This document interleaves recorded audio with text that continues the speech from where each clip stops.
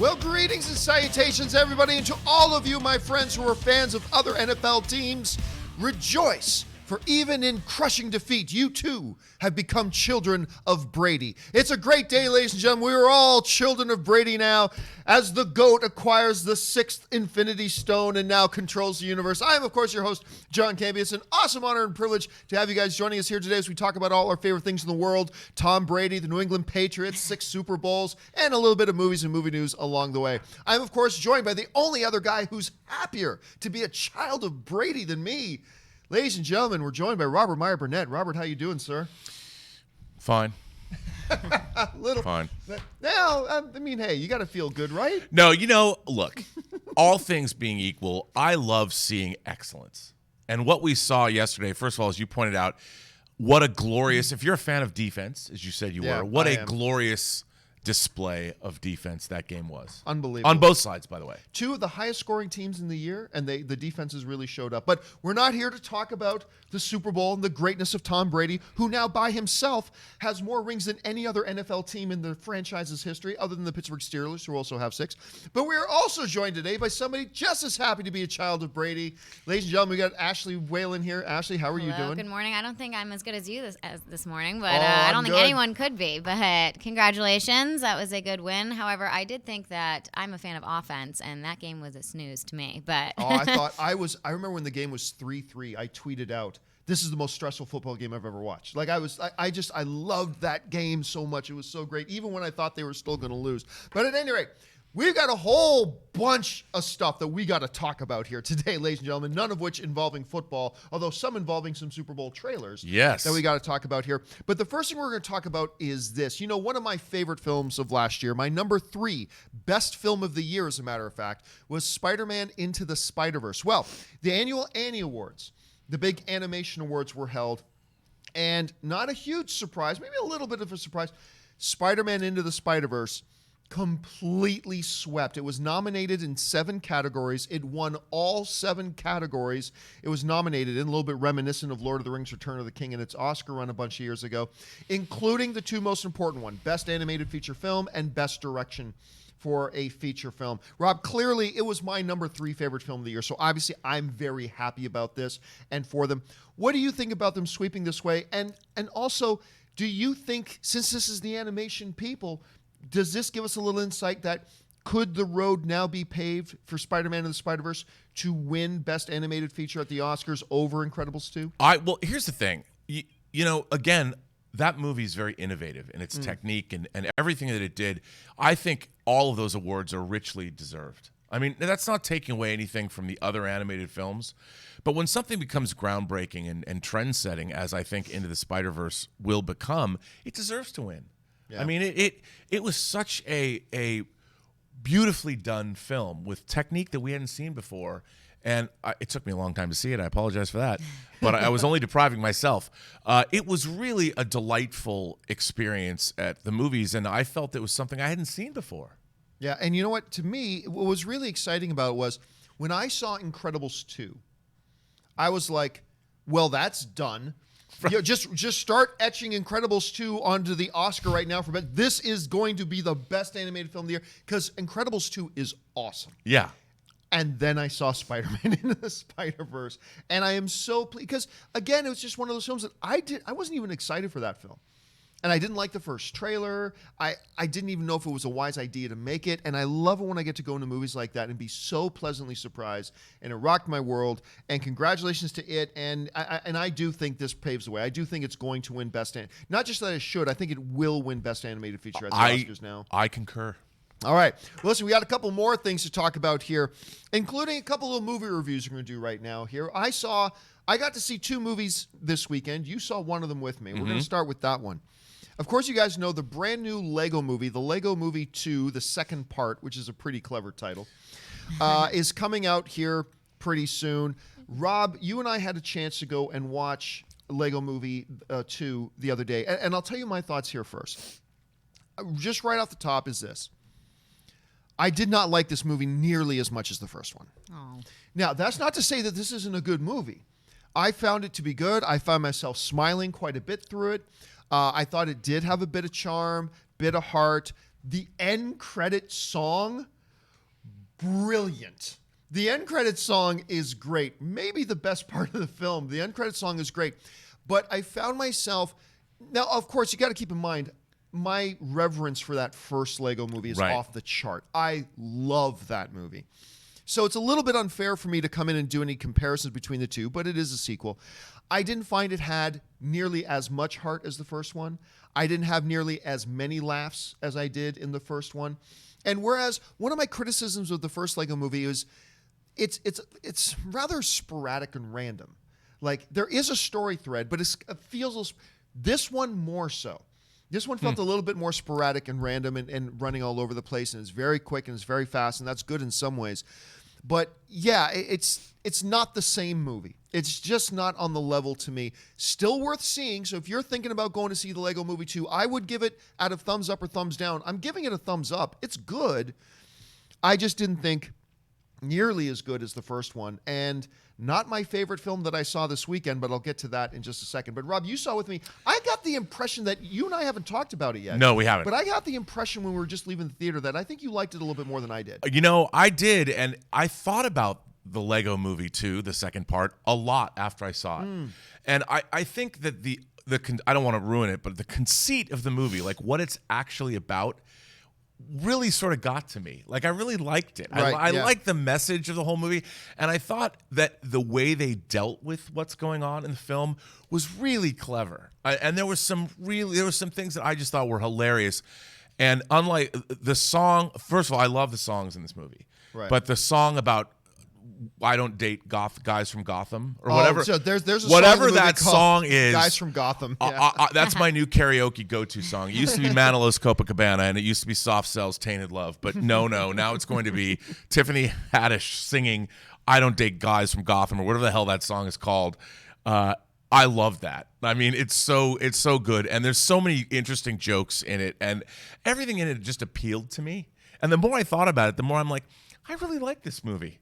You know, I really liked it. Now, is it as good as the first Lego movie? No, it's not.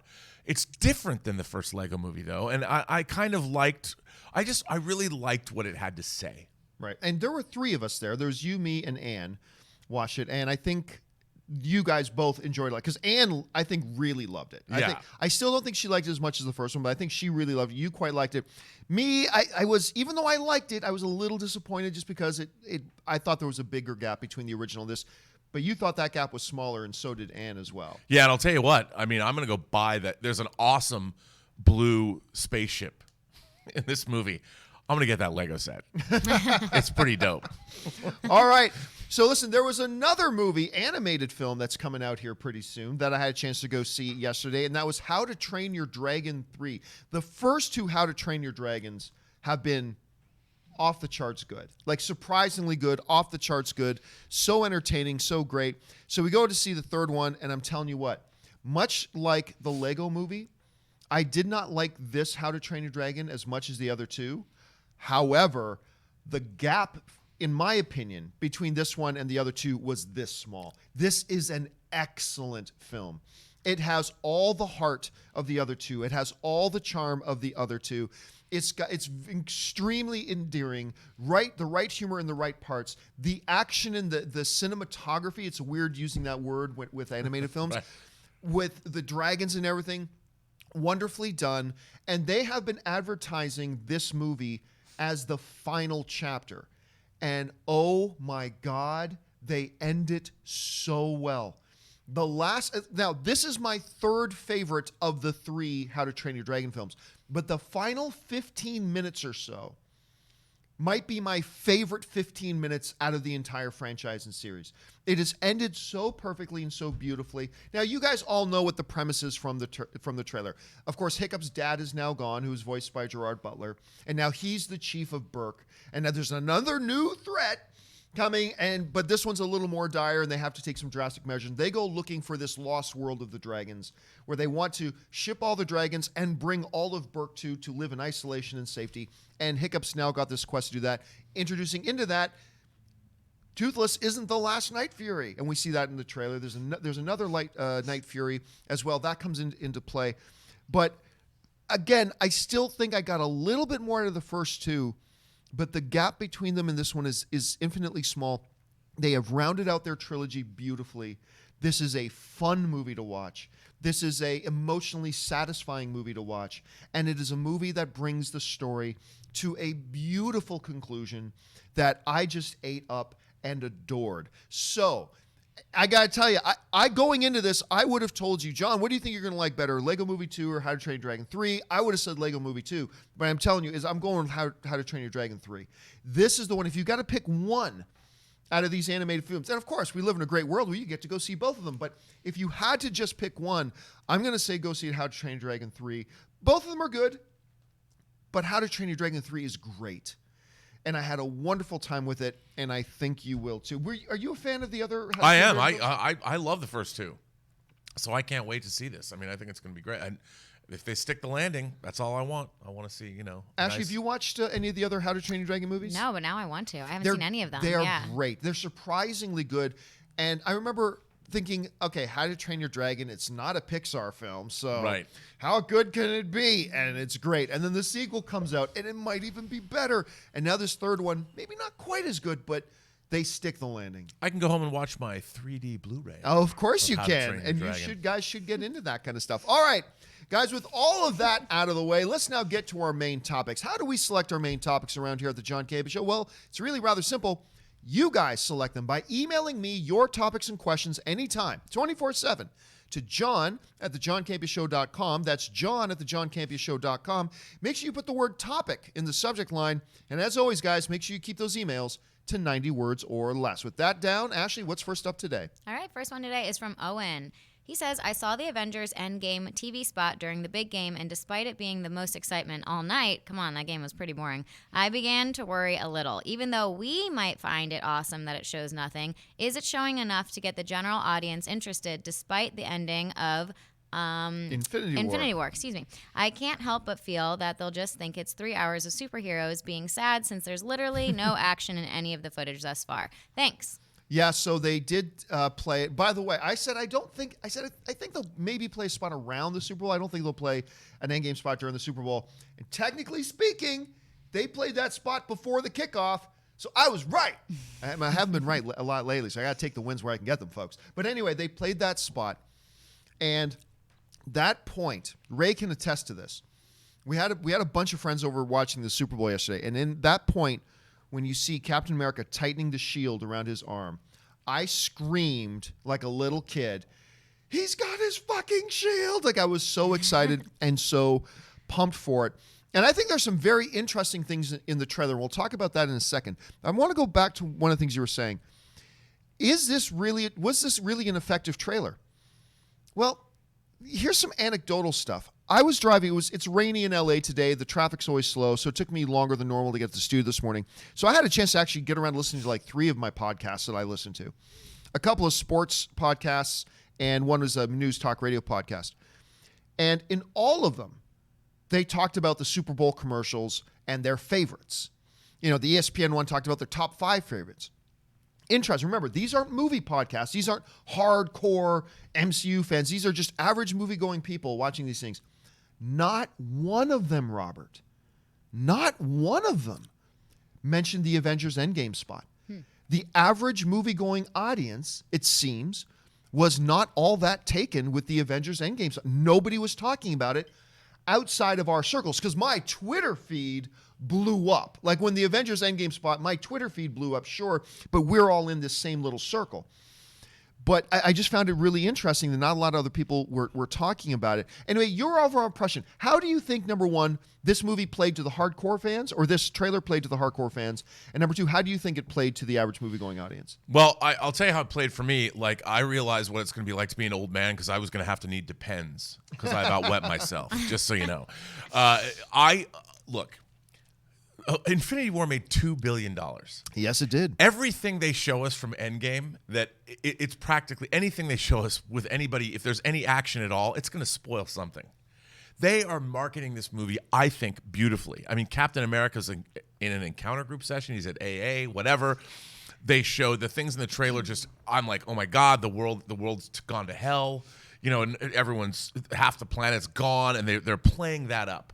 Now, anybody who saw Infinity War knows what they're getting into, And I think you're right. I think that the people weren't blown away by it because it wasn't fantastically action-packed or anything. They're playing it differently. They're giving us the whole. They can't tell us anything, so maybe people aren't remembering the trailer like we think they should. But if you're a fan, if you saw Infinity War and 2 billion people or $2 billion says a lot of people did, anybody who saw Infinity War is going to love this trailer and talk about this trailer as we are right now. I'm going to disagree with you. I'm going to disagree with you wholeheartedly because when I listening to 3 separate nationwide shows, and none of them, just all of them saw Infinity War, but none of them talked about this trailer. Now, you raised a point. You said you think they're handling the marketing this beautifully. I do. Understanding, no, they're not. What's the purpose of marketing? Getting people who aren't naturally coming to buy your product to get them motivated to come and buy your product. And guess what? The only people this spot appealed to were those of us who were already buying our tickets. That's it. It appealed to me because I squealed like a little girl when we saw Cap Shield. It appealed to you. But guess what? You and I are the 2 idiots that we're buying the tickets to this thing anyway. Do you know what this did not do? As a trailer, you just spent $2 million on one 30-second spot. I don't know that they convinced a single person who was either on the fence or wasn't just by nature going to go and buy tickets to this thing.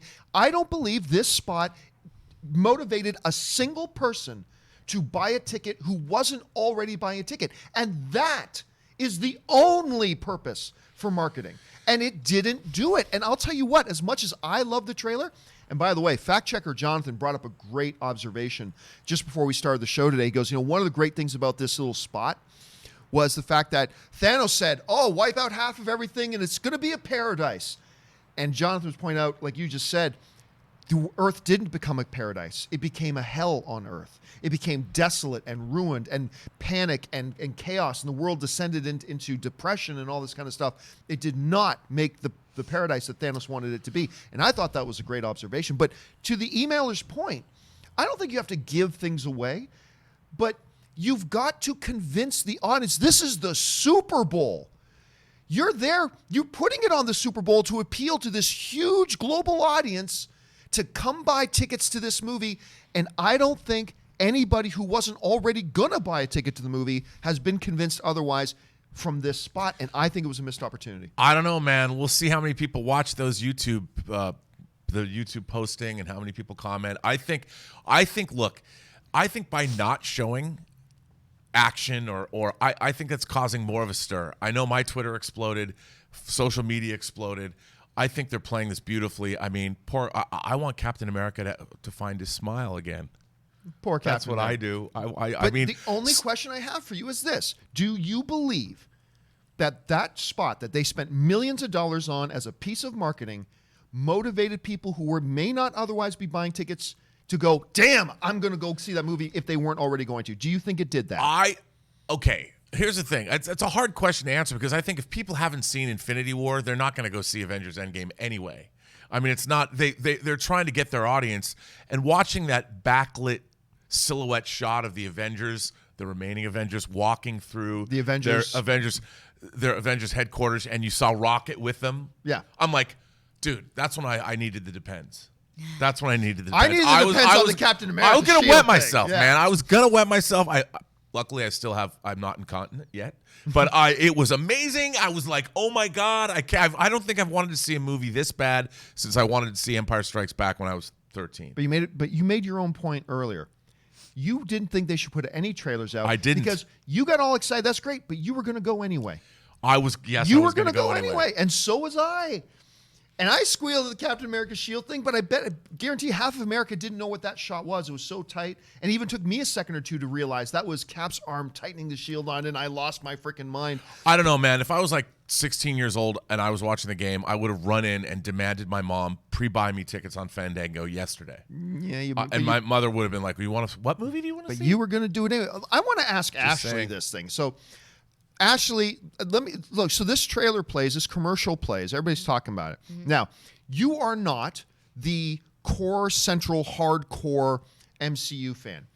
Did this trailer do anything to move the needle of your excitement from the movie? Is it the same? Is it less? Is it more? What did it do for you? I'm not the core, but I have seen Infinity War. I have seen Civil War. I have seen Black Panther. I've seen a ton of these films. So I loved the trailer personally because it just felt like I liked how it was destitute and it felt like all was lost. But then by the end, it felt like they were about to have a plan and tear shit up. And I was like ready to go in there with them. And I was excited.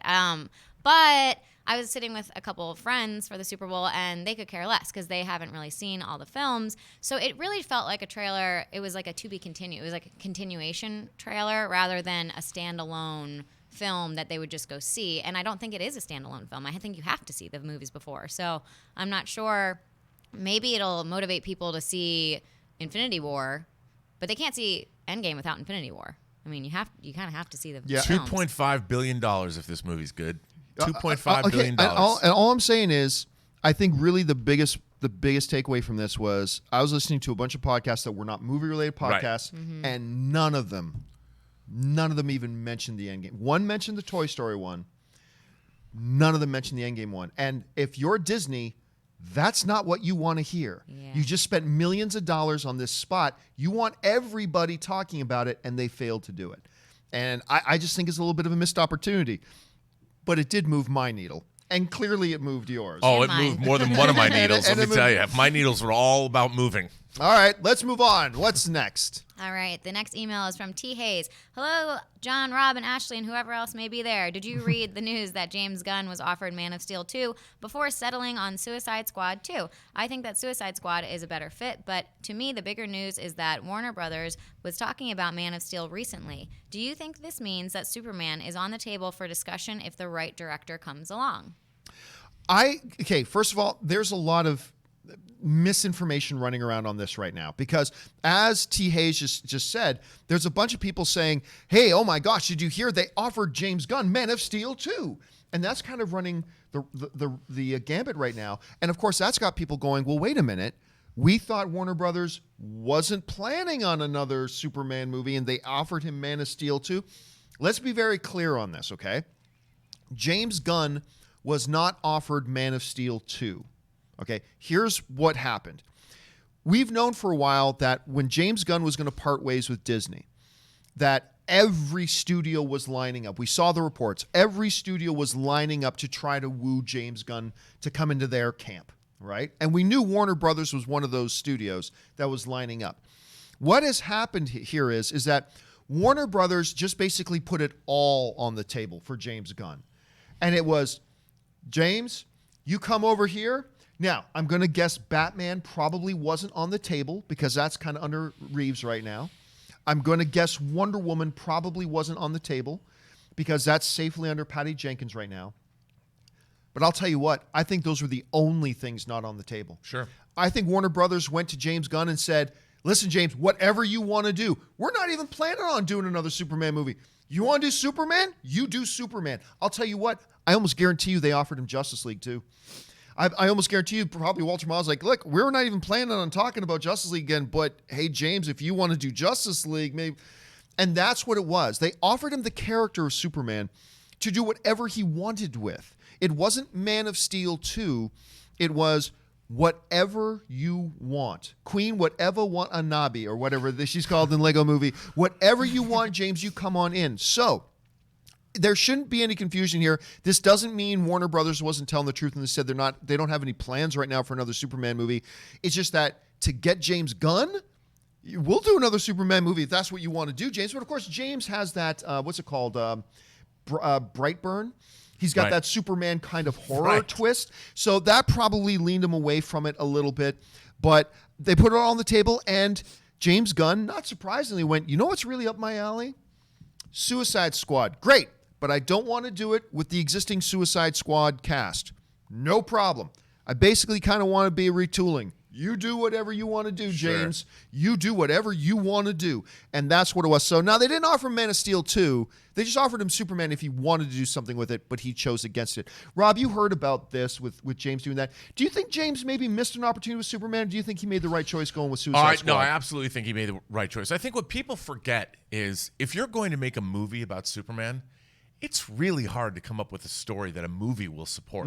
True. Because he can do everything.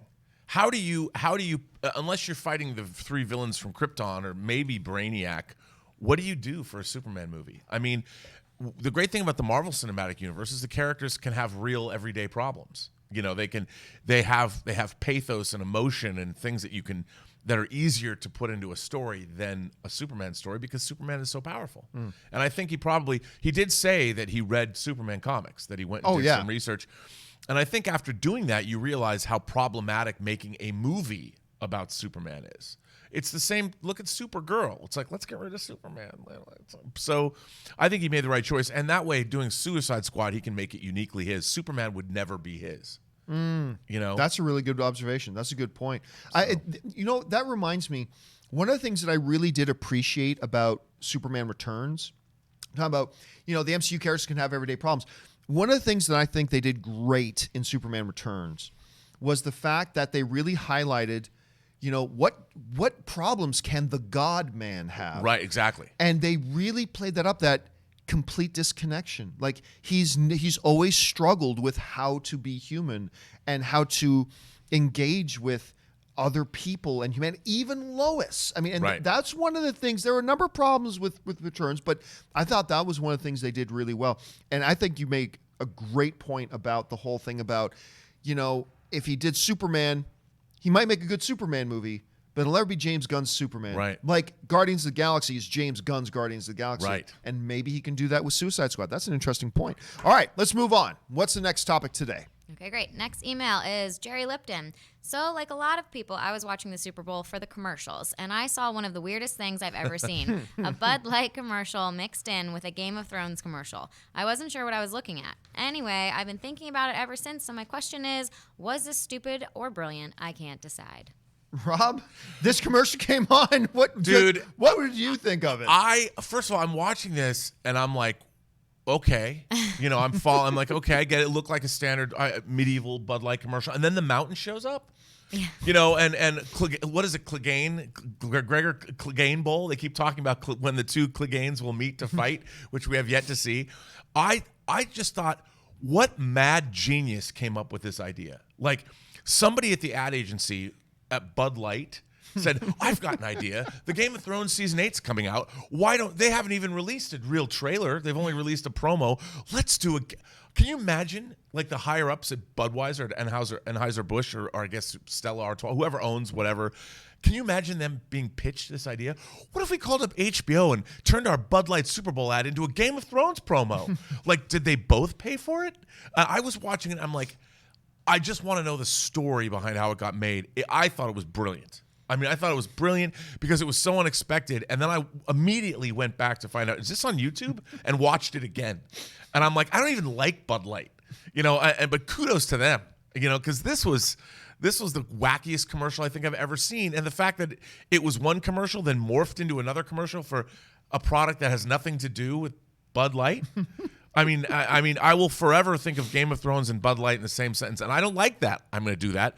But I am doing it, so kudos to them. I'm not a beer drinker. But I like this Bud Light campaign. Yeah. Like the Dilly Dilly and the King and all that kind of stuff. And I thought the commercial was even cute before we got to the mic. Because even up there, like the King sitting in his throne is like, I've got my Bud Light, my lucky loincloth, and I don't have the plague anymore. I'm like, this is great. And then they got the Bud Knight doing his thing. And then, he gets knocked off his horse, and the guy walks over, and the other knight comes in frame, and I'm like, that's the mountain. And then he leans down like he did to Oberyn and crushes his face. And then I think the shot of the commercial, it cuts to the Dilly Dilly guy going, ah, like screaming his head off. And then the dragon comes. And Rob, for the last 14 hours, I still don't know if that was the dumbest thing I've ever seen or the absolutely, bar none, the most brilliant thing I've ever seen. And it's probably somewhere in that midst of madness in between. And I tweeted right away. If you go back on my Twitter feed, I tweeted right away. It's like, what did I just see? Like the Game of Thrones Budweiser crossover. And I wrote, are Super Bowl ads so expensive that these giant companies have to go halvesies on a spot? But hey, we're here talking about it.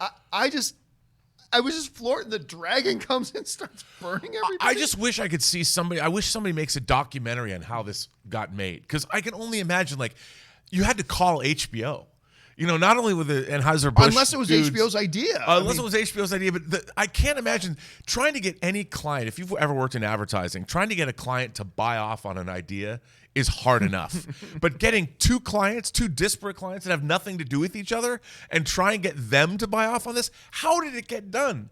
What mad genius. If you get a Clio, somebody deserves a Clio award for this one, because I thought it was phenomenal, but mostly because I've worked in advertising before, and I'm like, this was amazing. I don't know how it got done, but it's great. You know what video I want to see badly now?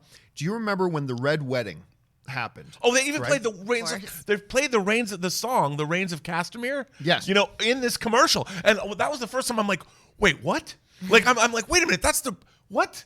And then the mountain shows up. But what I want to see, because when the Red Wedding happened, the internet, YouTube got flooded with these reaction videos of people watching this for the first time, like people who hadn't read the books and didn't know what was about to happen. Me, The Red Wedding. I screamed and fell off my couch onto my knees, like fell off. I was like, ah! Like, Did you cry? Yeah. I mean, oh my God, it is so intense. But all those reaction videos, which are, by the way, if you have not looked up these reaction videos on YouTube, they're you've awesome. got to look these up because they're hilarious. But I want one of those. I want one of those reaction collages of people watching this Bud Light commercial for the first time and then going, what? Like, I want to see that badly. I don't know. Look, here we are. You know what it is? Here's the thing. No one's talking about the Endgame trailer. Well, the thing The whole planet is talking about this stupid, ridiculous Bud Light commercial that might be the greatest stroke of genius of all time. Well, what's amazing is the commercial ends with Game of Thrones April. Yeah. Yes. It doesn't end with like some. I think it doesn't end with Bud Light. No, It ends with Game of Thrones April. I'm like, again, look, I always say that we live in wondrous times. Yes, we do. Everything we get. This is why. This is why, because somebody did something this cool, that's this cockamamie wacko, and it gets made, and it gets on the Super Bowl, and somebody paid millions of dollars to put it in front of us. Good on them. And all I can say to all of that is dilly dilly. Well done, guys. All right, let's move on. What's the next email today? All right, the next one is from Claire Wineland. Hi, John. Watching you every day from Appleton, Wisconsin. Woo! I was so excited to hear that a Super Mario Brothers animated movie is coming, and they even have a release date on 2022. Do you think the Mario Brothers are still popular enough to get interest in a movie like this, and are you excited for it? First of all, are they still popular enough? Absolutely, yes. You just look at the game sales on the Nintendo Switch. And actually, just last night after Super Bowl, you know what us party animals did over my place?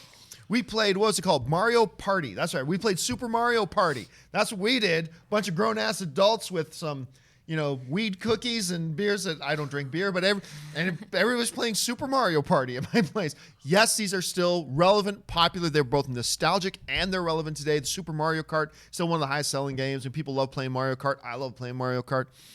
But I think what we're looking at here, Robert, is yet another positive consequence of Spider-Man Into the Spider-Verse. Right. I'm telling you what, there are movies we're talking about right now exclusively because of the success of Spider-Man and the Spider-Verse. Talking about a Super Pets movie? Yeah, you know why we weren't talking about that before the success of Spider-Man and the Spider-Verse. Talking about the possibility of a Batman Begins animated movie? Or not Batman Begins, Batman Beyond animated movie? It's because of Spider-Man. All of a sudden now we've got a year, 2022. Right. It's because of Spider-Man. I'm telling you, this is all because of Spider-Man and the Spider-Verse, and that's what happens when good things happen. Winning cures a lot of things, if not everything. I'm excited to see it. I mean, we need something still. It's a crime that to this day we have not had anything to wash the taste out of our mouths of that original Super Mario Brothers movie with Bob Hoskins. I mean, all due respect. And John Leguizamo. And Don, yep. And Dennis Hopper. As Koopa. Koopa, yeah. But I'm for it. I think this could be really cool or really bad, whatever, but I'm glad they're at least making it. How do you react to this? Look, again, I think it's going to be cool. I'd love to see a good Super Mario Brothers movie, especially it could be really funny. I mean, that's what I'm hoping. As long as it's got a great script, great animation, and that whoever plays Mario is key. Who's doing the voice of Mario is key. I wanted to just get the same guy who does his voice in the games. It's a me. I don't know. I mean, as an Italian, I don't want them to go too stereotypical. But who am I kidding? Go full stereotypical. I don't care. That could be fun. So I don't know. We'll just have to kind of wait and see. But look, if they can make a movie about plastic Lego blocks into an entertaining movie, why can't you do it with Mario Brothers? So, and it may be a train wreck. It might be terrible, but I think it's worth trying. I do too. All right. What's our last email of the day? Okay, last one is from Jason W. John, if Spike Lee wins the Oscar for Best Director this year, he will be the first African American to win that category. Do you think that they will give Spike Lee the win for that fact alone, or do you think Alfonso Cuarón takes home the Best Director for the second time after his win for Gravity back in 2014? What do you guys think? It's an interesting question here because, look, unfortunately, it's in the same year as Black Panther, and a lot of people are like, well, what are the real reasons Black Panther got nominated, and blah, blah, blah. And we've had all those discussions, whatever. And unfortunately, because it's all in the same year, Spike Lee seems to be getting dragged into that conversation as well. And I understand the question, Jason, that, hey, could he win it just because of that? Let me tell you what, though. The difference between the Black Panther situation and the Spike Lee situation is this. Spike Lee is the best director of the year. That's the difference. I believe Spike Lee should be handed this trophy right now. I believe he did the best direction of the movie. And not only would he become the first to win, he's, by the way, only the 6th Black director to be nominated for Best Director. And there's some great names that come along with it. Here, take a look at this. So we had John Singleton was the first. He was nominated for Boys in the Hood, Lee Daniels for Precious, Steve McQueen for 12 Years a Slave. He could have won that one. There was a good argument for him to win that one. He did not. Barry Jenkins ended up winning Best Picture for Moonlight, but he lost out for Best Director, but he was nominated. Of course, last year, Jordan Peele got nominated for Get Out. And this year, Spike Lee, a guy I'm not even that big of a fan of, is nominated for Best Director, and I believe wholeheartedly he should. Now, will he win? Well, look, Roma is just a juggernaut right now. I think Roma, the road has been paved for Roma to win Best Picture. I'm not even a big fan of Roma, but I think the road has been paved for it to win Best Picture. It's going to be tough for them to give it to Alfonso for that. But as far as I'm concerned, when you look at BlacKkKlansman, that movie is all about direction. It's all about direction. And it was directed brilliantly, and I believe wholeheartedly that Spike Lee deserves to win this award, and I would vote for him were I a voting member of the Academy. With that being said, therefore, if he wins, I think he wins strictly on merit. I think he wins strictly on merit because he did that good. And I understand there'll be the conversation because he'll be the first to do it. So sure, those conversations will start, and that's fine. I understand that. But those conversations that start, they damn well better end with, he won it because he earned it. He won it because of merit, because he did a spectacular job on this film, and he fully deserves to win this award, and I hope that he does. Rob, you're seeing this. Number one, it is interesting to think that only 6 times has an African-American director been nominated. Some great names listed there. Do you think there will be, number one, what do you think his shot is at winning? And number two, do you think there'll be any kind of controversy around it if he does? I honestly don't think he has a shot of winning. He obviously did a great job with BlacKkKlansman, but I have to say that what Cuarón did with Roma was truly extraordinary and groundbreaking. I mean, to be able to, there's a lot of these long, languid takes in Roma where they were so brilliantly choreographed and directed, and it's really difficult to not rely on editing to tell a story when you have long, talk about a movie that's all about direction. Roma is that movie, and he was his own cinematographer.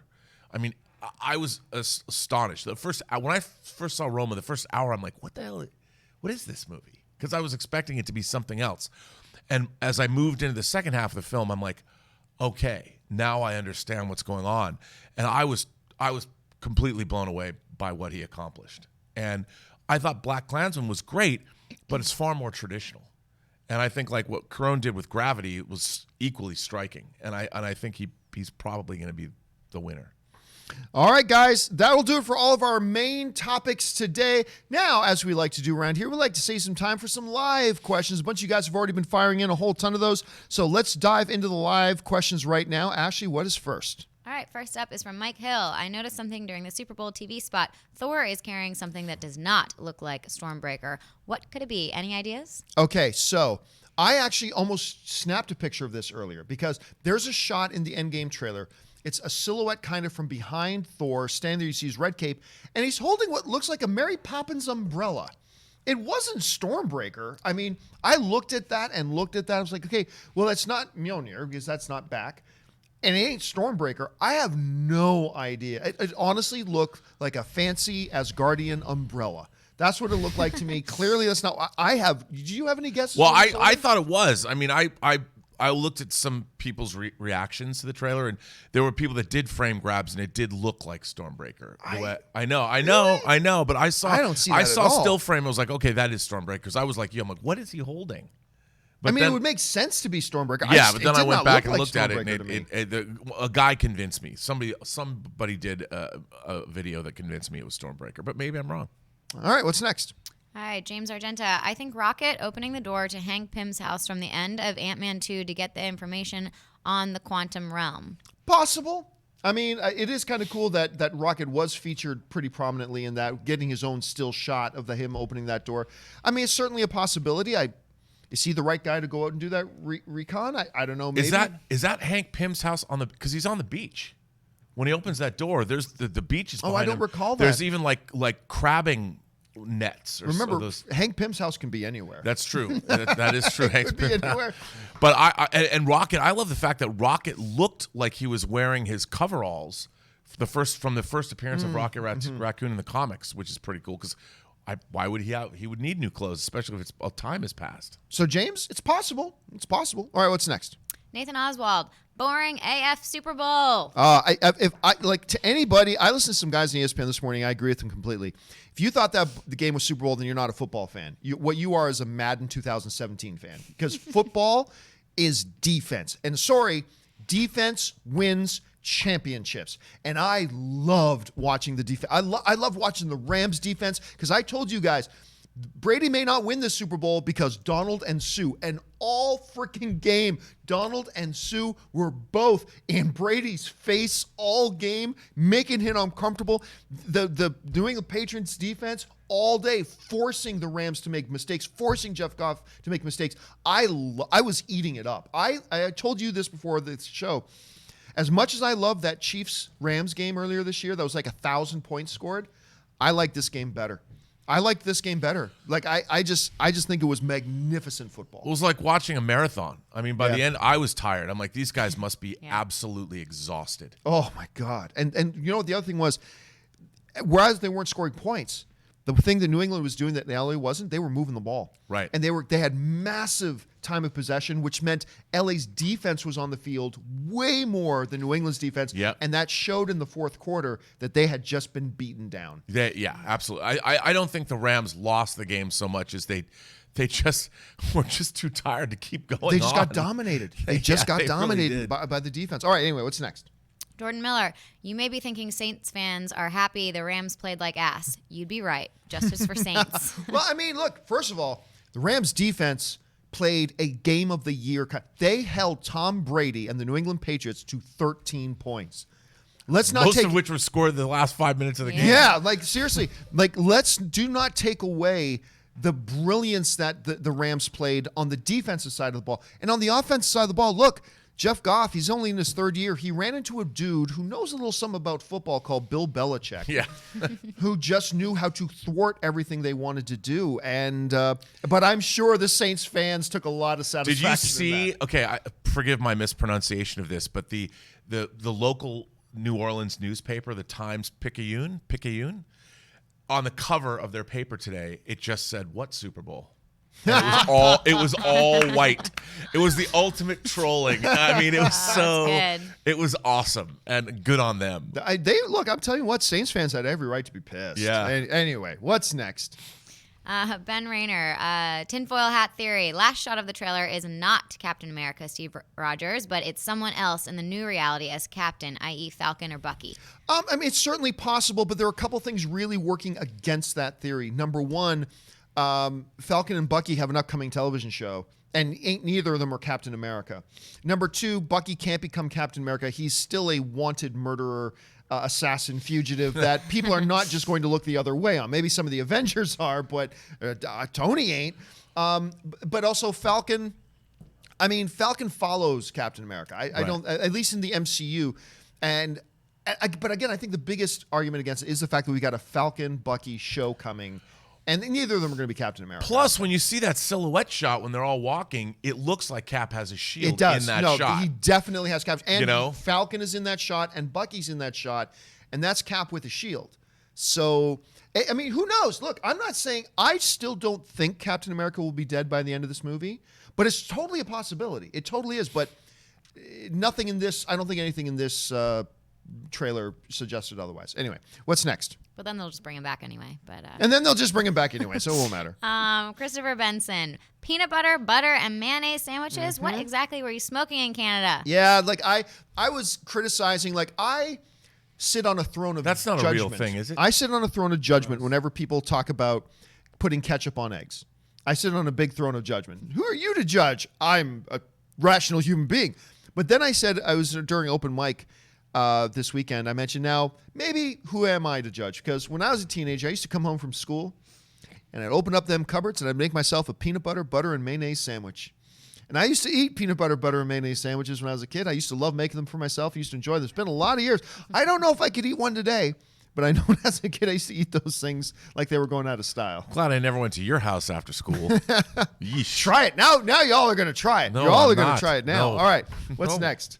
John walked in. The real question is, which will have the higher overall box office? Fast 9 with Vin Diesel or the spin-off Hobbs and Shaw with The Rock? Ooh, that's Robert? a very good question. You know what? I'm going to go out on a crazy limb here. Well, first of all, remember this. The success, to whatever degree, of Hobbs and Shaw will help Fast 9, right? I mean, if Hobbs and Shaw is great and fun and entertaining, and that's part of the Fast and Furious movie, then when the next one comes out, people are going to be excited for it. So one could help the other. I'm going to guess Hobbs and Shaw. The Rock is the celebrity doesn't draw anymore, but if any of them do, it's Dwayne The Rock Johnson. And that's why they put that Fast and the Furious Presents, because they got to have Fast and the Furious in the title, I guess. But I'm going to guess Hobbs and Shaw, but there's a lot of factors that could change that. But that's where I'm going to guess. I'm going to go with Fast 9 only because, the last two have both grossed Over $1 $1 billion. So, Hard to argue against Hobbs that. and Shaw, I think Hobbs and Shaw has gone, judging by the trailer, has gone a little too far into the realm of, it's so funny. You did see the Fast and Furious where I he drove know, a car from one building into another, right? right? I know. It's so weird to be talking about the plausibility of my beloved Fast and Furious franchise. But, things can go too far. I look, I don't know that they've crossed any line in the Hobbs and Shaw trailer that hasn't been crossed already in Fast and the Furious several times over. Right. Did you see them fighting nuclear submarines Yeah. with their jeeps? Are we talking about the same franchise? I know. All right, what's next? That could happen. It could. Jay Bling, real MVPs were the Patriots' defense. I mean, look, both the Patriots and the Rams defense were crazy on the ball, but when it mattered most, fourth quarter, who did it come down to? Brady throwing the best pass of the game. I believe it was third down. Ron Gronkowski, I'm not even talking about the one that took him down to the goal line. He did that cross pattern and up, and it took a perfect loft pass over the defender and dropped the ball right for the first down. And then just a couple plays later, again, it's Brady and Gronk going deep down, took him down to the 2-yard line. Then, of course, Michelle punched it in. When it mattered most, they came through. But, yeah, make no mistake about it. The real stars of this game was the collective defense of both the Rams and the Patriots. It was, if you like good football, that was great to watch. And I had a great time watching it. All right, what's next? Derhama 1, Brady, real-life Thanos with 6 rings, but the endgame spot. Look, it was all the memes. And by the way, Boss Logic put out a great image yesterday of Brady on his throne with the Infinity Gauntlet and the 6 stones. Now, all the 6 Super Bowl rings. First of all, Boss Logic is one of the great treasures in movie fandom. just by himself. He's just one of the greats. But that picture was amazing. And, yep, now he can – all the Thanos jokes can now get out of our system. We are all now children of Brady. But yeah, that was magnificent. All right, what's next? Shaw, hey Rob, what do MoviePass and Han have in common? They both crashed and burned. Ooh.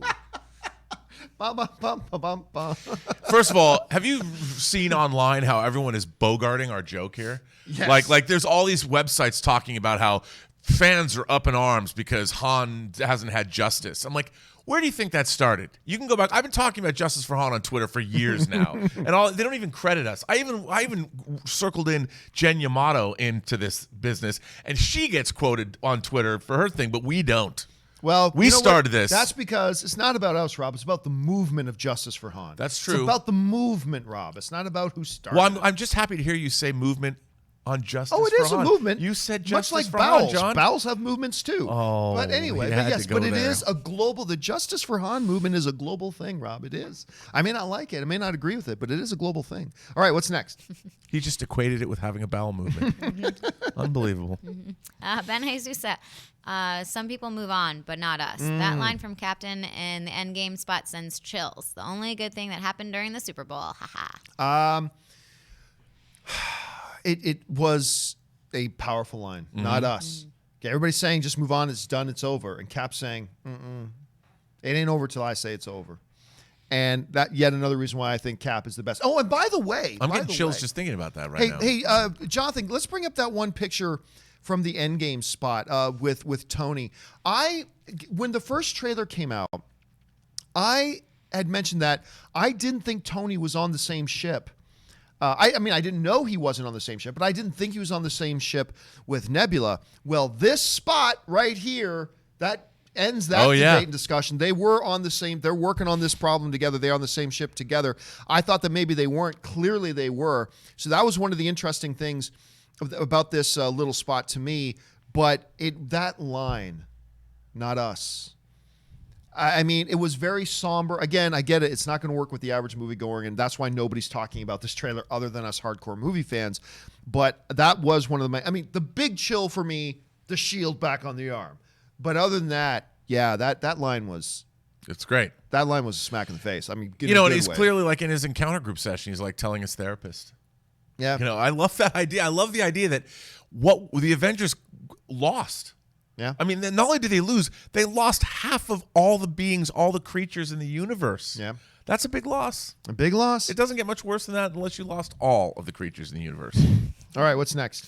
Mark Blaza, in my opinion, the new Captain Marvel spot seems underwhelming again. I hope it's not just a throwaway movie since it's connected to the two Avengers movies. Endgame spot is lit. I mean, maybe, but the reality is that more people are talking about the Captain Marvel spot than talking about the Endgame spot. I mean, that's just the reality because while they didn't have it on the list, I only heard them talk about like the Toy Story spot a little, but they at least mentioned the Captain Marvel one. I never heard anybody even mention the Endgame one. I love that Captain Marvel spot. She has the first line reading I actually loved coming out of Brie Larson's mouth, and I don't remember what the line was. Oh, higher, better, faster. Oh, right, yeah, whatever. Whatever. I was like, I'm in. Okay, and then mayhem. I love that. It was great. Felt like a Kanye music video coming out. Like better, faster, stronger. I was like, although I pump me up though. I will say this to back up what Mark Blaza is saying. I will say this. I could see. I also really like the Captain Marvel trailer, but I could see how if the other ones have not worked for you, and I thought the last one was quite good. I did too. But if the other ones did not work for you already, I could see how this one wouldn't move your needle either. Because they're clearly going for a certain tone with their marketing on this, that if the previous two did not work, I don't see why this one would work. So I can understand where you're coming from, Mark, on that. I really can. All right, what's next? Lee Mallinson, where is the joy in the Endgame trailer? It got snapped out of existence. What joy? But I think what Lee is kind of getting at here, and I agree, you had to put something. I'm not going to say have. You should have put something in there to make the audience feel like, oh, I got to get to the theater to see that. Even if it's just a moment, even if it's 5 seconds of something. It doesn't have to be joy, but excitement, something that gets the engine revving. And I think that's why outside of the hardcore movie circles, you're not hearing a lot of people talk about it because it was like it said in the email earlier today. It's just, oh, it's going to be a 2-hour movie, people sitting in support circles looking sad. It's like, no, it's not. It's not. It's going to be more than that. That is going to set up the big stuff later. But I do believe they should have given a taste of it. Don't you think? No. No, because I. But doesn't the fact that nobody's talking about it prove that they should have? But we've been talking about it for an hour now. we keep you coming and I, back but again, to it. we're in this little circle. People are gonna love. It's gonna be. This movie's gonna kill. It's gonna make $200 million. We're not talking about the movie, Robert. No, I know we're it's talking true. about the spot. Look, you didn't feel a chill when when Captain America has his line, and then you watch. Even you cinching up the shield and then watching them so good, backlit with the setting sun. I'm like, yes, I can't wait. But you and I, though, would have done that if they showed Captain America standing at a urinal and humming Star Spangled Banner to himself. That's true. Well, at least he wouldn't be doing a bowel movement talking for justice for Han. People want to see a little sex and a little violence. A little violence. All right. I can't wait. All right, what's next? Ben Jesusa. Now Captain's line in that TV spot has now become a meme or a trend. Example, some people can wait patiently for April 26th, but not us. Not us. And I love that. I'll say this, though. One of the other little buzzes I got when April came up, it's like, it's February already. Like, it is around the corner. Avengers Endgame is around the corner when all of us children of Brady get to come together and go and watch this movie. I can't wait. I keep thinking it rains in LA, so people drive terribly. And every time I'm walking on the streets, I'm like, God, I hope I don't get hit by a bus, So I die and miss this movie because that would suck. All right, let's move on. That's all you're living for right now. Jordan Miller, Jason McCourtney breaking up the touchdown to Cooks was the play of the game, in my opinion. Dude ran across the field to break it up. Yeah, again, you can't say enough about how great the defenses of both New England and LA played. I mean, they broke up plays. They forced the quarterbacks to be uncomfortable and make plays they shouldn't have made. I mean, look, first pass of the game from Brady was picked off. From a great scheme drawn up. I mean, it really was a great defensive effort. In a league that's all about offense now, these teams proved yet again, offense is great for the flash. Defense wins championships. Yeah, and there was all these people online, even on my Facebook feed, this game is boring. And I'm like, even I might have been guilty of that, but it was a beautifully played game. Yeah. Anyway, what's next? I can't think of a good username. Why do some people want Captain Marvel to flop?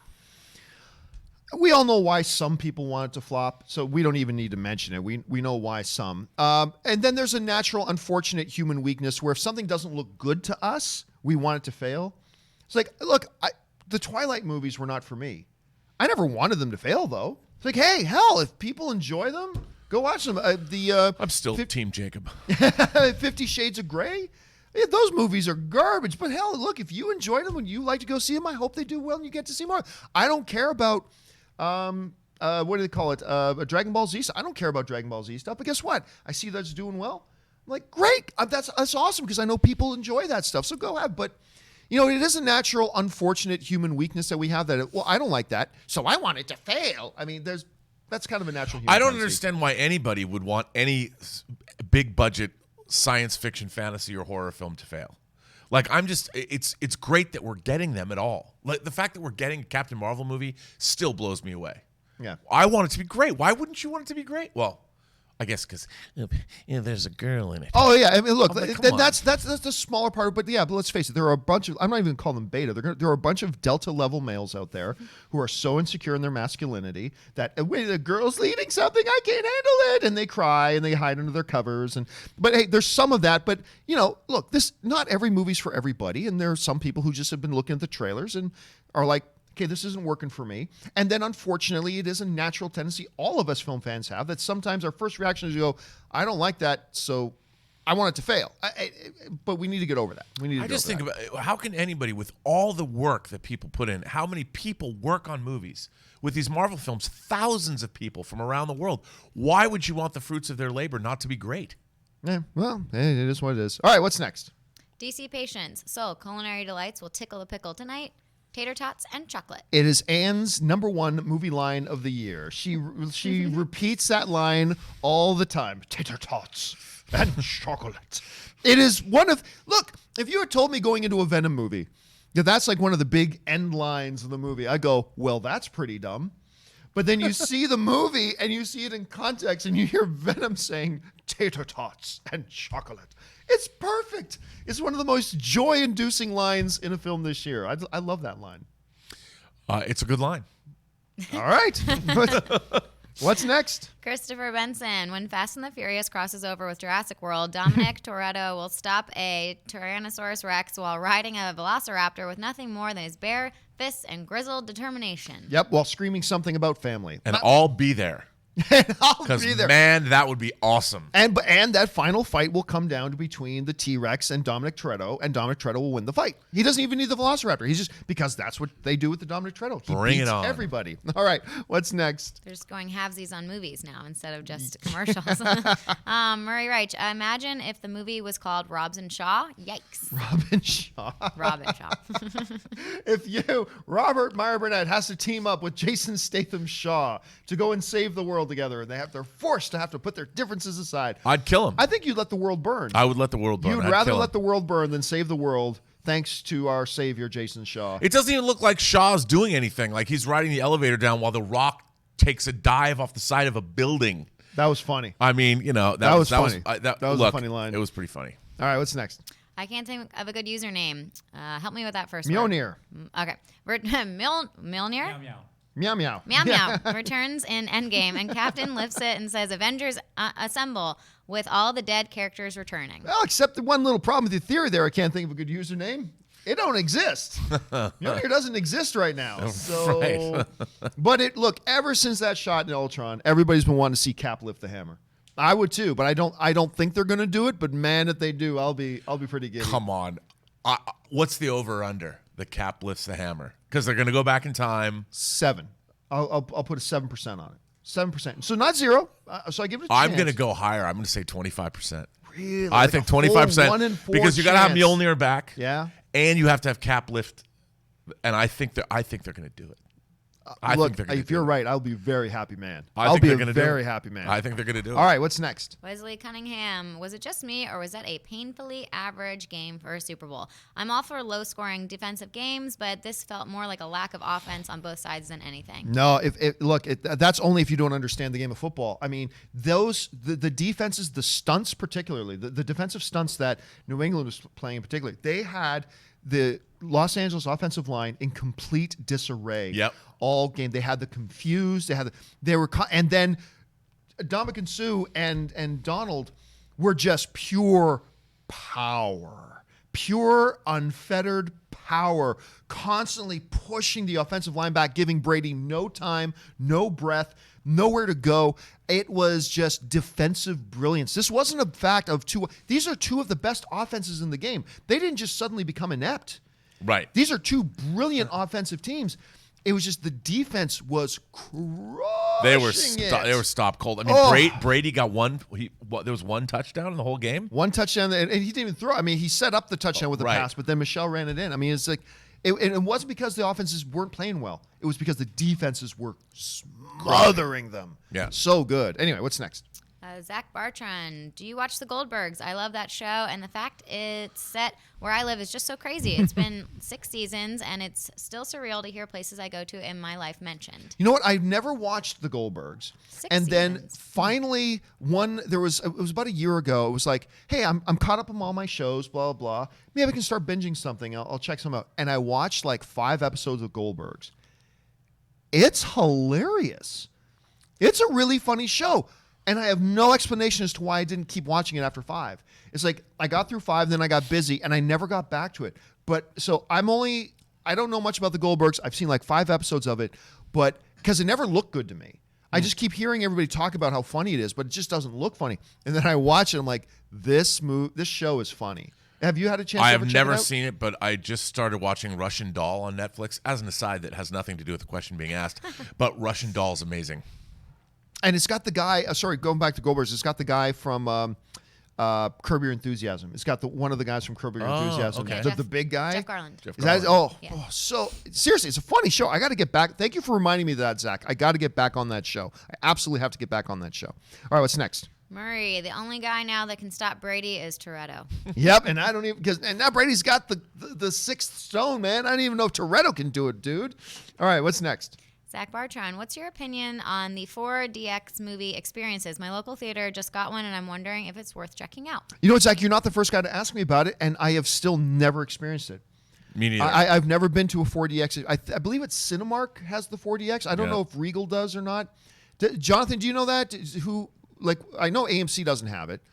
No, I've actually never seen one, and it's very limited on what theaters even have it. Yeah. Yeah, so I have never ever tried, but I've had a number of people. I've heard from some people it's actually quite enjoyable. Yeah. But I know nothing about it, Zach. So do me a favor, Zach. Go check it out at your local theater and write to email me and let me know if it was any good to you. All right, what's next? Anthony C. Over under 10% events in Aquaman are referenced in Shazam. If at all, it'll be a very vague, quick passing reference. I'll go, but 10% is a super low number, so I'll take the over, but it'll be very minor. Yeah, I'll take the over on that too. All right, what's next? Patrick Conway, how do you think Toy Story 4 will top the incinerator scene? God, I don't know, because that scene just had man tears all over when they hold hands. I don't look. The question isn't can you get a scene that tops it? Can you make your movie top it? Right. Don't worry about the individual scenes. Can you make a great movie?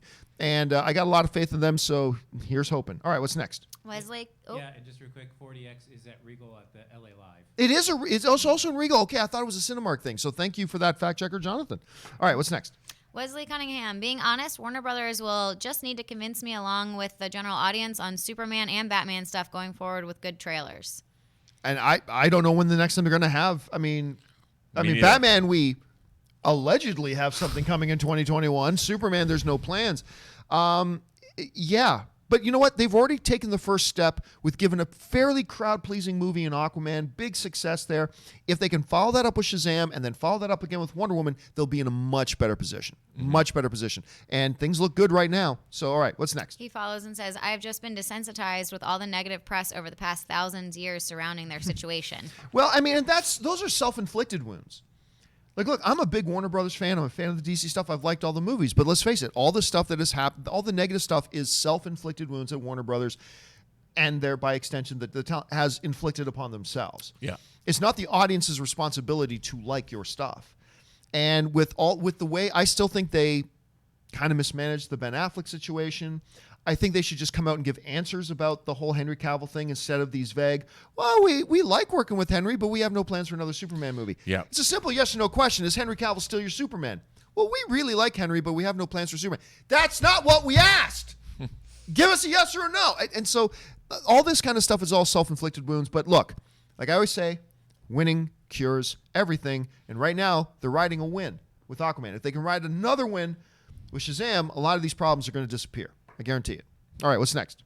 Anthony C., in your opinion, do you think some comic book characters just don't translate well in movies and TV no matter who the director is?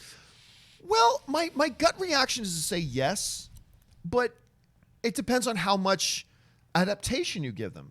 Because again, they made a really great movie about plastic building blocks.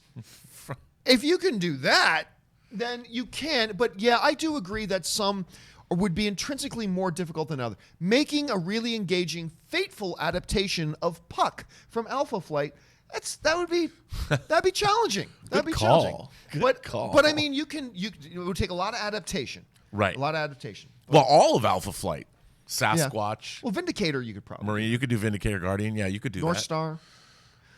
I mean, but I think you're absolutely right about that. I mean, it's with the right director, but there are some things that are really difficult to adapt, and why even try? Yeah, I agree. All right, what's next? Patrick Conway. Okay, big one. Dom Toretto versus Jack Shirley Jack. Not if Vin Diesel's the producer of the movie. that's the thing. It all comes down. If Vin Diesel's the producer of the movie, it's Dom Toretto, and Jack doesn't get in a shot. Jack isn't real. He's animated.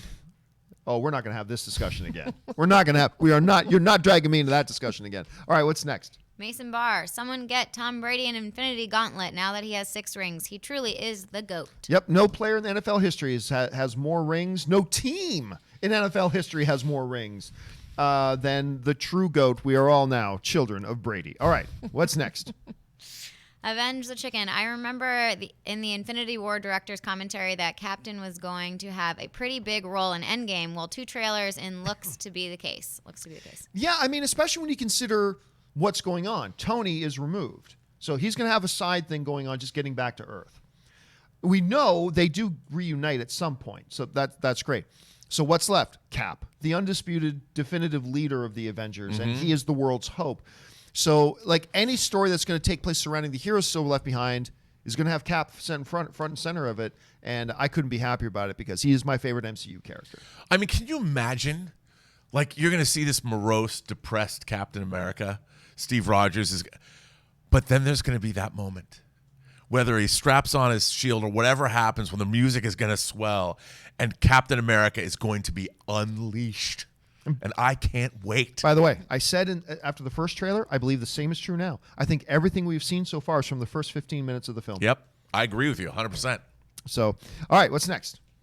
All right, best D14. Yondu can still appear. Endgame finished filming well before James Gunn's firing. So Yondu and Quicksilver over under 40%. Also, someone was edited out of Endgame spot, either Captain Marvel or Valkyrie. I don't know if that's true or not. So I can't. I just don't believe we're going to see Yondu. I don't believe we're going to see Yondu in that for all the reasons we talked about before, and I just don't see any need to bring him back in at this point.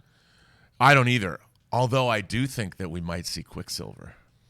No, I agree. I do. I think there's a chance we see Quicksilver. I mean, I that do would too. be a big thing for Scarlet Witch. Although, why is the show The Vision and Scarlet Witch and not Scarlet Witch and Quicksilver? Because they wouldn't announce that it wouldn't be Quicksilver because that would give away something. Well, that's true. Okay. You know, I think there's surprises galore Lots for of us in this movie. I think you raise a really good point. I don't know if you're saying you heard that somebody was edited out of the Endgame spot.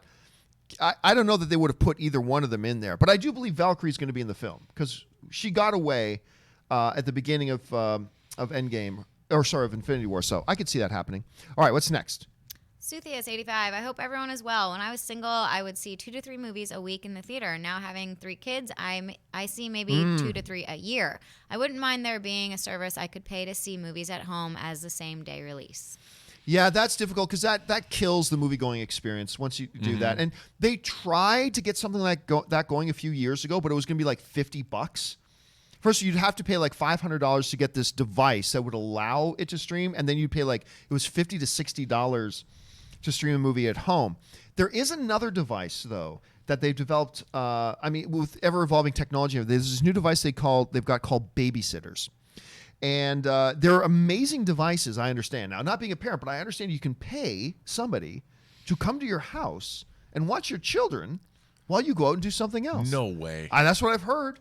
I'm not a parent, so I can't vouch for that myself. I don't believe it. But that is the report. But yeah, I mean, it faced a lot of hurdles. There's a cost discrepancy advantage to it. Then there's like studios would get in massive hot water with the distributors, which they rely on 80% of their finances come from the exhibitors.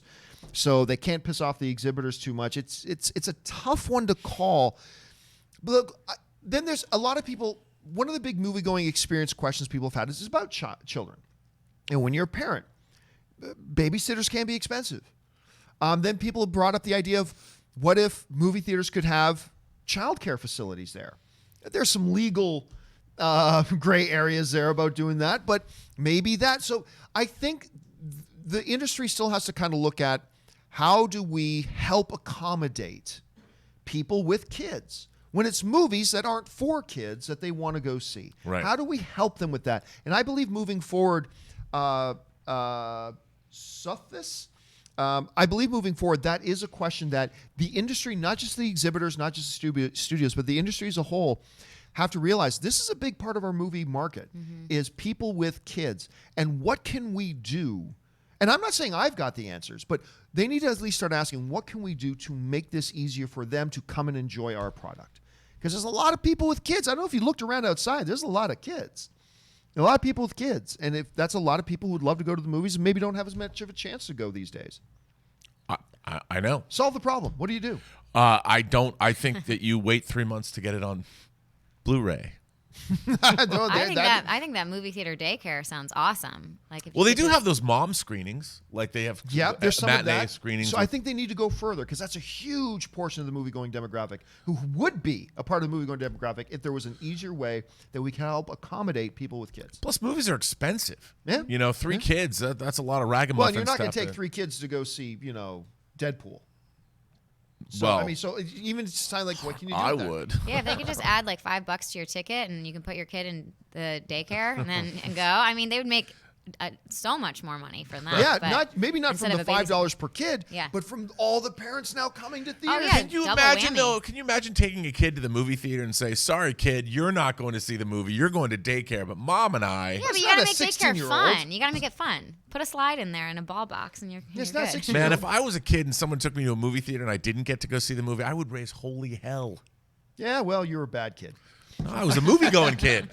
All right, let's still keep a bad rolling kid. here. Alex Von Gollum, it'd be great if Marvel launched a TV series of how different groups lived and coped with the decimation of some years after it. It's an original post-apocalyptic scenario, not zombies or nukes. Thoughts? That doesn't sound like anything I would watch. Yeah, then that sounds pretty just bleak and boring. I'll be honest with you, Alex. I have no interest in that. HBO already did that series. It was called The Leftovers, and I hate watched it.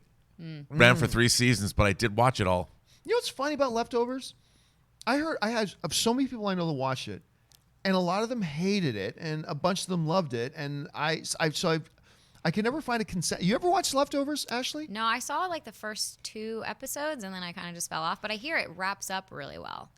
But I don't care. But do you sit Kinda. through? Okay. Do you sit through 36 hours of programming to get to a good wrapping up? I mean, is that worth it? Well, it just it had a lot of stupid storytelling in it that I hated. Yeah, But I watched it. Getting back to Alex's comment there, yeah, I it's been there. You can say, okay, no zombies or nukes, yeah, but it's still the same idea, like a post-apocalyptic world, whether it's zombies or whatever. I just don't see the hook there. And it's not post-apocalyptic. The world's still here. It's just half the people are gone. In a way, half the population disappearing is a little apocalyptic. that is a little apocalyptic, but I think it'd be kind of great. LA would be awesome if there were half the people here. Not according to this trailer. Not well, according to the trailer. There'd be no traffic. That's true. Much less traffic. All right, what's Where's next? Thanos?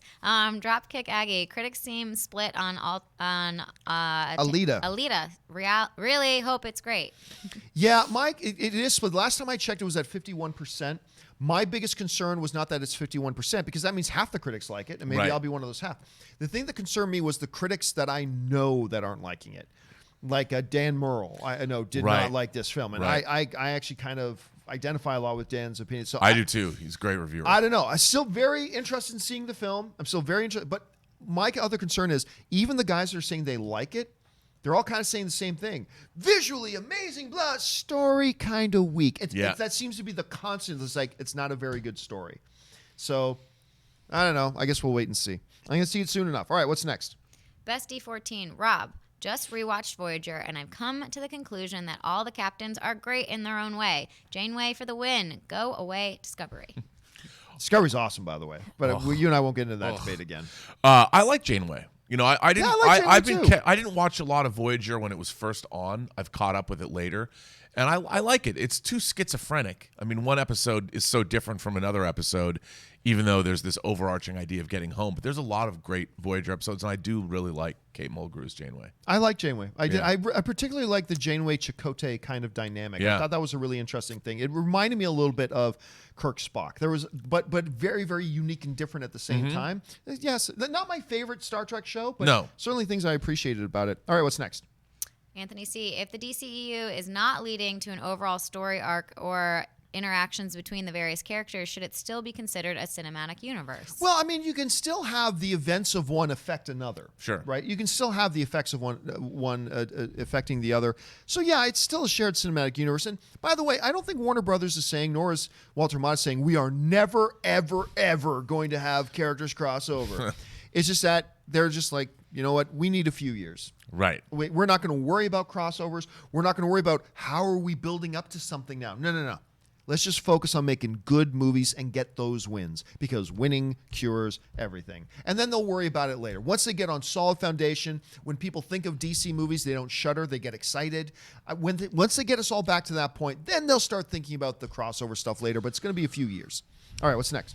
SJ, did you guys like any of the commercials last night? Well, obviously, we like the Bud Light one.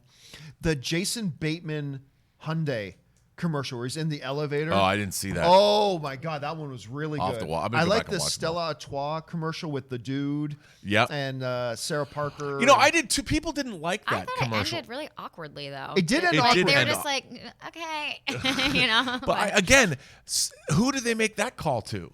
Sex in the City meets the dude. Big Lebowski? And by the way, the most interesting man in the world from the what's the name of the beer? Tecate or Dos Equis. Dos Equis. From the Dos Equis commercial. It reminds me of Sprint stealing the "Can You Hear Me Now" guy from Verizon. Yeah, I mean, it was again these crossovers they require. I can't believe they can get corporate interests together and get people to say, "Oh yeah, well, let's do that." Who came up with that idea? Yeah, I liked it. I liked it. All right, what's next? Even though the dude would not be drinking Stella Artois, but by White Russians.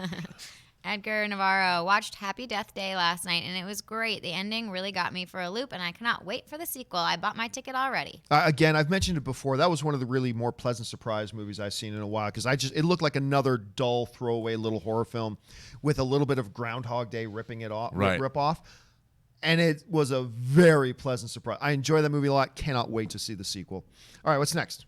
Herc 08. Wow, what a boring game. Brady should just snap now and get rid of half the NFL staff. I'm not a Pats fan, but happy for the guy. Just wow. At least we got an Avengers tease. That's something, right?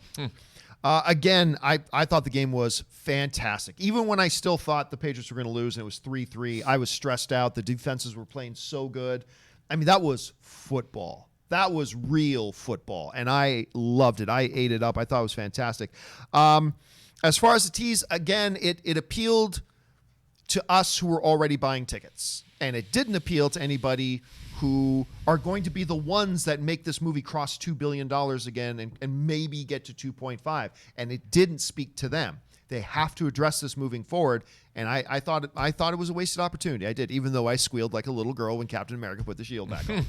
All right, what's next? Herc 08 again. Had a doubleheader on Saturday. Saw Book Club and Cool as Ice. Yes. Loved Book Club as the jokes were great and the 2 F-bombs. Cool as Ice, not so much. So many what the fuck moments that mechanic shop. Wow. I'm telling you, it's the greatest awful movie ever made. It is if you were going in there thinking, like John said, this was good. No.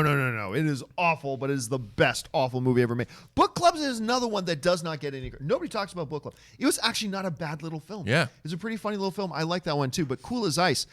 Herc, I'm telling you, have a couple of adult beverages, watch it with about 10 other people, and you guys will have a blast watching that movie. It is so awful. It is so awful. You know what else is awful that I love to tell people to watch that you got to watch is The Specialist with Sharon Stone and Sylvester Stallone. Oh, I haven't seen that since like the Dude. first time I saw it. It's got a great John Barry score. That movie's bad, but it's great to watch. It's bad, but it's I'll watch great anything to watch. with Sharon Stone. Yeah, you're on a Sharon Stone. I love kick. Sharon Stone so much I can't even tell you. All right, what's next? Hector Jeter. John, I know you love this movie, but what does Robert feel about Mom and Dad Save the World? Oh, yeah. Have you ever watched Mom? I have. I work for the company that did the visual effects. Really? Well, did makeup effects. I like Mom. It's fun. I love Mom and Dad Save the World. Yeah, I like it's really fun. You know, the guy who directed that movie was originally supposed to direct Super Mario Brothers. Oh, really? But he was replaced by the Rocky Morton and Annabelle Jankel, who they directed Max Headroom, and then they moved over. Because you had first you had Terry Garr in there. He had John Lithgow. Yeah. Not Lithgow. John. Is it Ritter? John? No. No. John, who? I can't from Saturday Night Live. Yeah. Who was? Not John Lovitz. John Lovitz. It is John Lovitz. John Yes, Lovitz, John Lovitz. Why did I say John Lithgow? John Lovitz. That scene when he's like licking Terry Garr's face to give them, "You're welcome." I mean, that was one of the greatest. Yeah. Mom and Dad Save the World is awesome. I love that movie. All right, what's next? God, I saw it once. I want to see it again.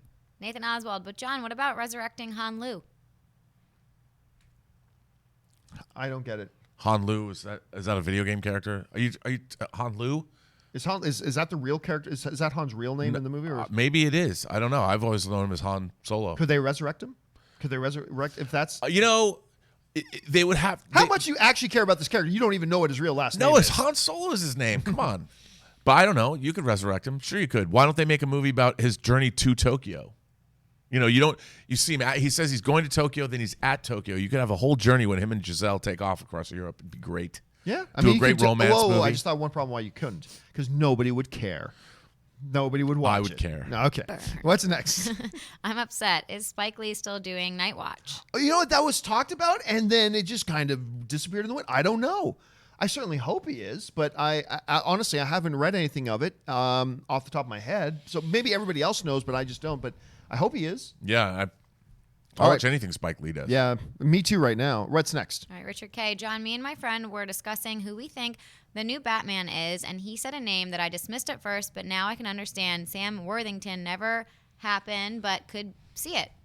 Part one, and then he goes on, as much as I know Sam Worthington would never happen, I'm still holding out hope that they have cast Jensen Ackles as Batman. I think he'd be great, but again, real long shot. What are your thoughts? Well, Jensen Ackles, first of all, he's from Supernatural. I love Jensen Ackles.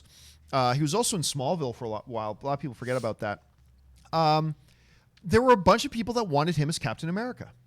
Mm-hmm. And I could see it. He's got all the facial features, the square jaw. The thing about Ackles is he's a little bit short. Now, hey, you can say Michael Keaton's Batman. True, yeah. Jensen wouldn't be my first choice. Again, you know me, it's just all about getting a good actor and stuff like that. But my first gut feeling is Jensen, as much as I'm a huge fan of him, I do not see that as a good fit for him or for the character.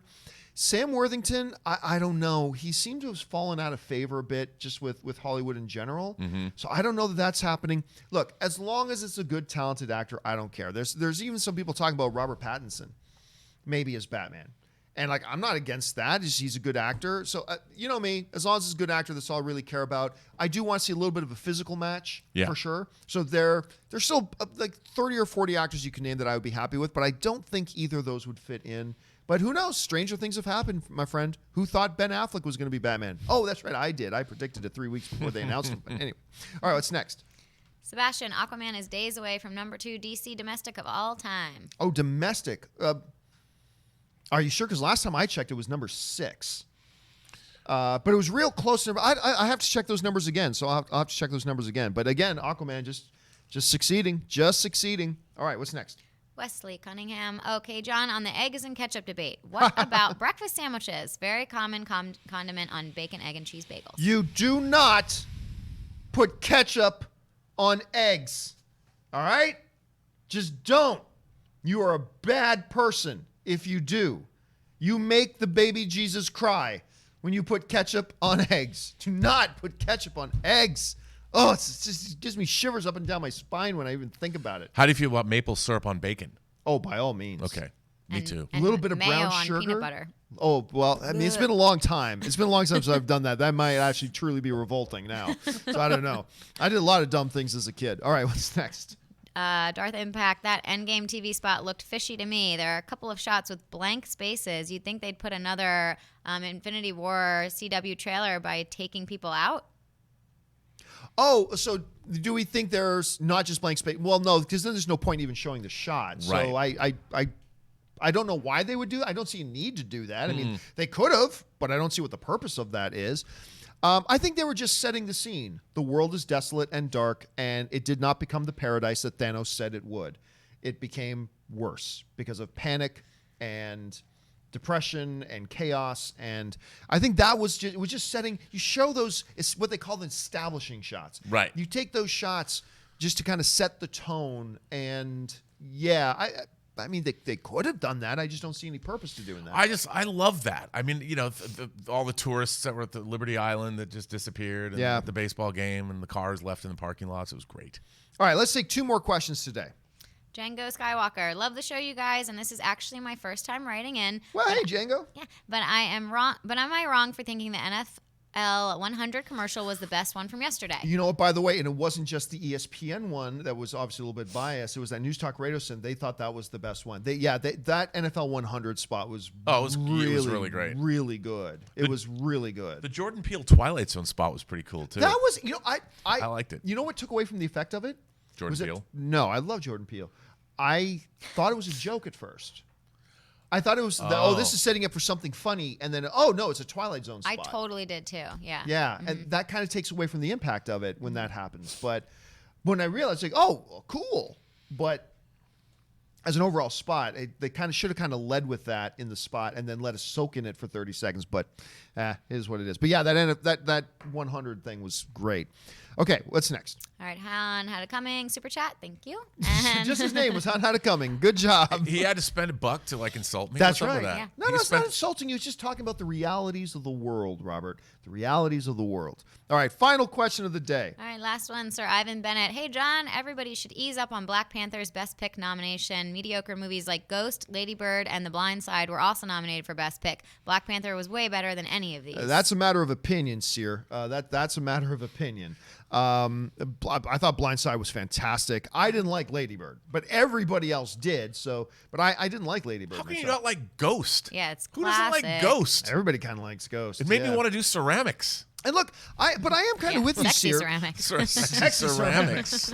I'm with you, Seer, in the sense that, look, do I think everybody knows? Do I think Black Panther deserved a Best Picture nomination? No, I don't think it did. But it's a great movie, and let's pick up this should have got nominated debate later. Let's pick this up in March or April later. Let's just celebrate that a comic book movie got nominated, and at least it was a great one. Because it's not like Black Panther was some bag of crap movie. No. Black Panther's great. And so let's just celebrate that for now, and let's pick up the debate of it later. For now, let's just kind of bask in the glory of the fact that 2 years in a row, man, a Best Screenplay nomination for a comic book movie in Logan, a Best Picture nomination for another comic book movie in Black Panther. Let's just enjoy this, and we'll debate it later. For now, let's just enjoy. And I, for one, plan on just enjoying it. All right, guys, that will do it for today's installment of the John Campea Show. Thank you so much for tuning in and being a part of this. For everybody else who's got outstanding questions, Dixon, Joe, Anthony, Sear, all the way down, don't you guys worry. I'm going to be taking all these questions you guys sent in, and I will be addressing them today in a companion video that will go up a little bit later this afternoon, early this evening. Keep your eyes open for that, for your questions getting answered on that video. I want to thank the people sitting here with me, of course. The great Mr. Robert Meyer Burnett. Robert, where can people find you online? You can find me on Twitter at BurnettRM, find me on Instagram at RMBurnett, or find me on my YouTube page, The Burnett Work, or TheBurnettWork.net. Sitting over there, we got Ashley Whalen. Ashley, where can people find you? You guys can say hi on Twitter, AshAttack1, or Instagram, Ashley Whalen with 2 Ys. And you guys, of course, can follow me on Instagram and Twitter and Facebook and just about everywhere, simply at John Campea. Special thanks to fact checker Jonathan Ray over there. And most of all, guys, to you. Thanks for being fans with us. Whether we agree on the things or don't, we get to come together as film fans and debate these things, talk about them, and just enjoy loving the movies.